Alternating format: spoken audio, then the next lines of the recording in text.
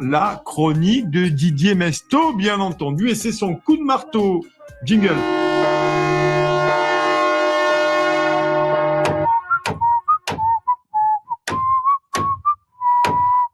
Le coup de marteau. Cher Didier, comment vas-tu? Ça va, Nico, dans ces temps un peu troublés, disons qu'on fait aller, c'est pas facile de faire entendre une voix raisonnable, une voix pacifique, parce qu'il y a beaucoup de rage, beaucoup de haine, et on essaie, nous, de pas y participer, quoi. Voilà. En tout cas, on le fait le mieux qu'on peut. Du moins, on essaie de faire le maximum pour ça. Ce matin, mon cher Didier, on te reçoit toujours pour aller sur ce week-end en chanson, en musique, avec quelques petites maximes. Ce matin, tu vas nous parler d'un nouveau morceau. Lequel est-il, cher Didier?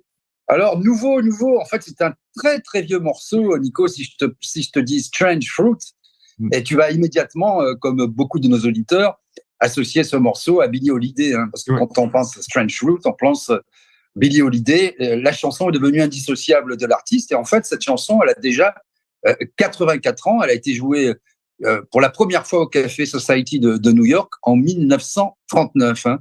Et cette chanson, elle fut classée par Rolling Stone en 2021 en 21e position dans la liste des 500 plus grandes chansons de tous les temps.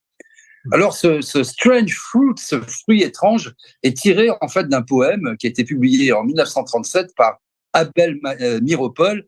C'est un réquisitoire en fait contre le racisme aux États-Unis et plus particulièrement contre les lynchages que subissaient les Afro-Américains, notamment, c'est pas un secret, dans le sud du pays. Le Strange Fruit qui est évoqué dans le morceau est de fait le corps d'un noir pendu à un arbre. On peut lire dans la deuxième strophe: scène pastorale du vaillant sud, les yeux exorbités et la bouche tordue, un parfum de magnolia doux et frais, puis l'odeur soudaine d'une chair qui brûle. Alors cette chanson, elle se démarque du répertoire jusqu'ici entonné par Billie Holiday. C'était déjà à l'époque une chanteuse de jazz et de blues qui était célèbre aux États-Unis. Mais avec cette chanson, elle acquiert vraiment une notoriété internationale. Et comme je le disais en préambule, l'image de Billie Holiday devient indissociable de ce morceau. Alors, elle était connue, Billie Holiday, pour cette immense capacité à séduire le public, à l'émouvoir, ce charisme tout à fait exceptionnel dès qu'elle arrivait sur scène, dès qu'elle poussait la première note. Et donc, avec ça, elle a bouleversé un peu tout le monde.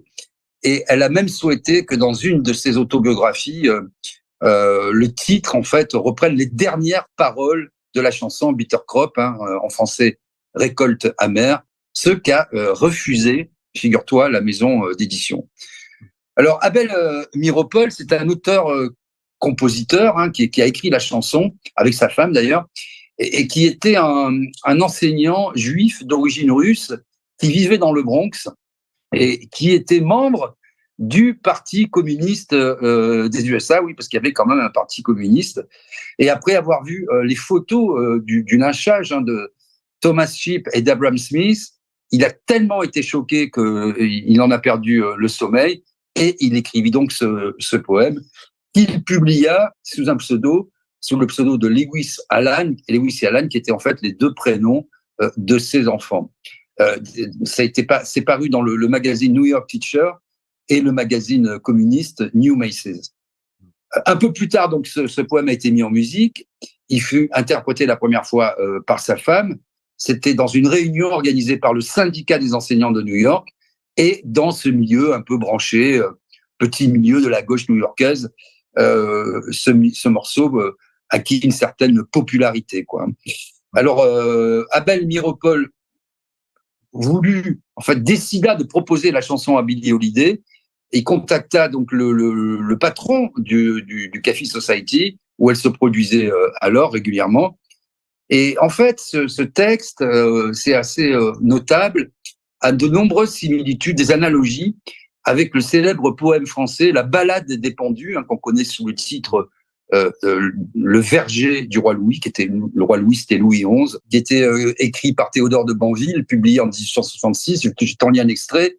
Sur ces larges bras étendus, la forêt où s'éveille Flore a des chapelets de pendus que le matin caresse et dort.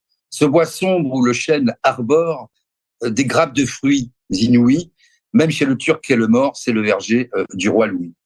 Ce poème a été lui-même mis en musique et chanté en 1960 par Georges Brassens. Il évoque en effet donc les chapelets de pendus. Et en fait, Billie Holiday hésita tout d'abord à interpréter Strange Fruit sur scène, car la chanson s'est démarquée, comme je le disais, de son répertoire habituel, qui était plutôt des standards, des chansons d'amour. Mais c'est le propriétaire du Café Society qui l'a poussé à accepter la proposition de Miropol. Après la première interprétation par Billie Holiday, la salle resta d'abord plongée dans un lourd silence, complètement stupéfaite. Puis il y a eu quelques timides applaudissements et qui s'amplifièrent au fur et à mesure, qui montèrent, etc. Et c'était considéré jusque-là comme un chant de lutte communiste, mais interprété souvent avec du pathos, quoi, tu vois, les violons, etc. Et avec Billie Holiday, dans la sobriété, ce titre prit une nouvelle dimension énorme, immense, et qui a traversé les décennies, puisqu'aujourd'hui encore, cette chanson est demeurée mythique. Il y a un biographe de Billie Holiday qui faisait remarquer que dans beaucoup de reprises, il y avait des très bonnes reprises, il y a eu B40, enfin, beaucoup de même Ella Fitzgerald qui a repris la chanson. Mais quand Billie Holiday la reprenait, on avait l'impression d'être au pied de l'arbre, littéralement. Et donc, le caractère direct de cette chanson, cette émotion touchait un public vraiment beaucoup plus large qu'on ne l'aurait fait une approche plus politique, plus pathétique, plus compatissante. Alors, cette chanson, elle devint la chanson phare du Café Society tout le temps que Billie Holiday y chanta.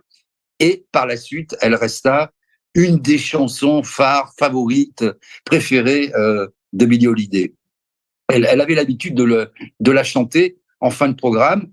Elle demandait le silence, les lumières s'éteignaient, le noir se faisait. Il y avait juste un spot qui était braqué sur la chanteuse et elle gardait les yeux fermés pendant toute l'introduction. Puis elle articulait lentement les paroles, tu vois, en appuyant juste où il fallait, en donnant à chaque mot le poids nécessaire. Et elle concluait la chanson par un cri, puis elle baissait la tête avant que ne se fasse le noir complet. Quand la lumière revenait, la scène était complètement vide. Et pour Billie Holiday, c'était une source de partage avec un public ami, soit un défi vis-à-vis d'un auditoire qui, selon elle, ne lui manifestait pas suffisamment de respect. Il ne faut pas oublier qu'on était encore dans une Amérique ségrégationniste où le racisme était le lot quotidien. Alors, Columbia Records, elle était sous contrat avec Columbia, refusa à l'époque de produire l'enregistrement de Strange Fruit. Et on peut imaginer les raisons, même s'il n'y a pas eu de déclaration officielle. Et la chanteuse Billie Holiday signa avec Commodore Records, c'était une petite maison de disques juive de la 42e rue de New York, pour enregistrer Strange Fruit avec le Café Society Band, c'est-à-dire le groupe du fameux bar. Alors, il y a un paradoxe, c'est que ce morceau, il fait partie intégrante du patrimoine musical américain. Il est très apprécié du public, mais il est très rarement interprété, parce que pour nombre d'Américains, pour nombre d'auditeurs, la chanson, notamment interprétée par Billie Holiday, c'est jugé déstabilisant. Il y a quelque chose qui les gêne. C'est douloureux, quoi, pour les Américains. Et pour tous les autres chanteurs qui ont suivi, interpréter cette chanson, c'est un peu compliqué. Pour finir, pour le mouvement des droits civiques, Strange Fruit, a une grande dimension symbolique. C'est un peu comme Rosa Parks, tu sais, qui avait refusé de céder sa place dans un bus. Et donc, c'est vraiment la lutte, le symbole de la lutte des Noirs pour avoir pleinement leurs droits civiques et être considérés comme des êtres humains égaux à part entière dans la société américaine. Et cette chanson, tu vois, elle l'a chantée de façon ciblée, Billie Holiday. Elle en variait souvent l'interprétation. Et pour Angela Davis, cette Strange Fruit a relancé de façon décisive la tradition de la résistance et de la protestation dans la musique et la culture noire américaine, mais aussi dans celle des autres communautés. Alors qu'en 1939, Time Magazine qualifiait le morceau de propagande, le même magazine hissait 60 ans plus tard le titre au rang de meilleure chanson du siècle. Et cette chanson, elle a été longtemps persona non grata à la radio, mais aux États-Unis, mais aussi à la BBC, qui a refusé de la diffuser. Et elle était bien sûr interdite sur toutes les ondes sud-africaines durant le temps de l'apartheid. Donc voilà, chanson symbole de résistance, symbole de lutte. On n'a pas toujours raison, nul n'est prophète en son pays.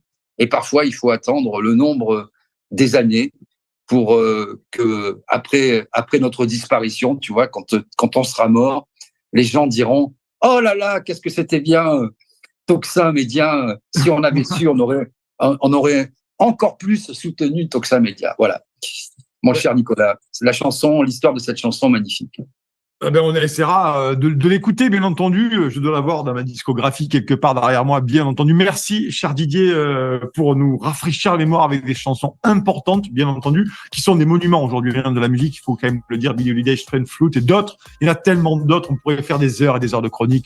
On le sait. En tout cas, merci beaucoup, cher Didier. On te souhaite un excellent week-end de sérénité, de calme, de joie et d'allégresse, comme d'habitude.